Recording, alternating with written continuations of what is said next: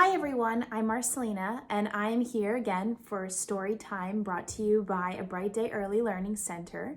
And today we're going to be reading one of my favorite books, Miss Nelson is Missing. And do you know who else is missing right now?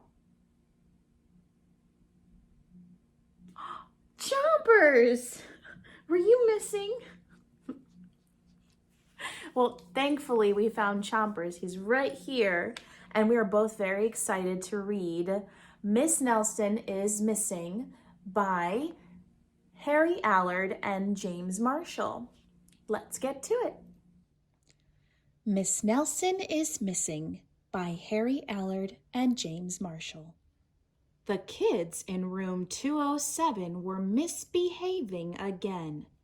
Spitballs stuck to the ceiling. Paper planes whizzed through the air. They were the worst behaved class in the whole school. Now settle down, Miss Nelson said in a sweet voice. But the class would not settle down. They whispered and giggled. They squirmed and made faces.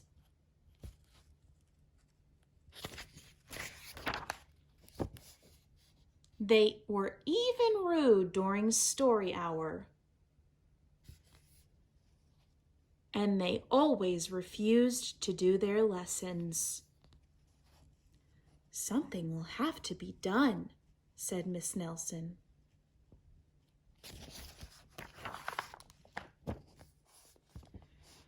The next morning, Miss Nelson did not come to school. Wow, yelled the kids. Now we can really act up. They began to make more spitballs and paper planes. Today, let's be terrible, they said. Not so fast, hissed an unpleasant voice.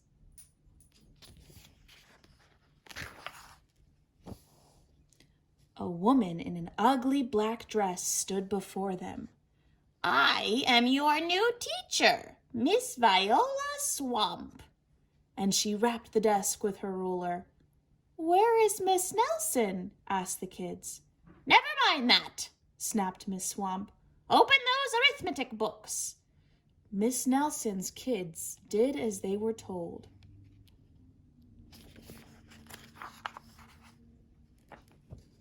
They could see that Miss Swamp was a real witch. She meant business. Right away, she put them to work. And she loaded them down with homework.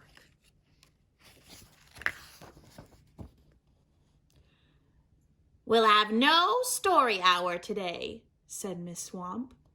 Now keep your mouth shut, said Miss Swamp. Sit perfectly still, said Miss Swamp. And if you misbehave, you'll be sorry, said Miss Swamp. The kids in room 207 had never worked so hard. Days went by, and there was no sign of Miss Nelson. The kids missed Miss Nelson. Maybe we should try to find her, they said. Some of them went to the police. Detective McSmog was assigned to the case. He listened to their story. He scratched his chin. He said. I think Miss Nelson is missing. Detective McSmog would not be much help. Other kids went to Miss Nelson's house. The shades were tightly drawn and no one answered the door. In fact, the only person they did see was the wicked Miss Viola Swamp coming up the street. Oh no, if she sees us, she'll give us more homework. They got away just in time.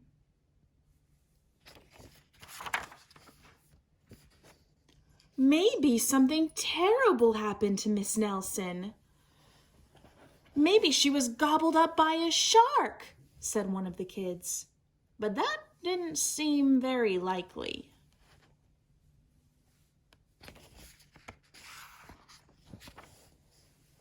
Maybe Miss Nelson went to Mars, said another kid. But that didn't seem likely either. I know, exclaimed one know-it-all. Maybe Miss Nelson's car was carried off by a swarm of angry butterflies. But that was probably the least likely of all. The kids in room 207 became very discouraged. It seemed that Miss Nelson was never coming back, and they would be stuck with Miss Viola Swamp forever. Suddenly they heard footsteps in the hall.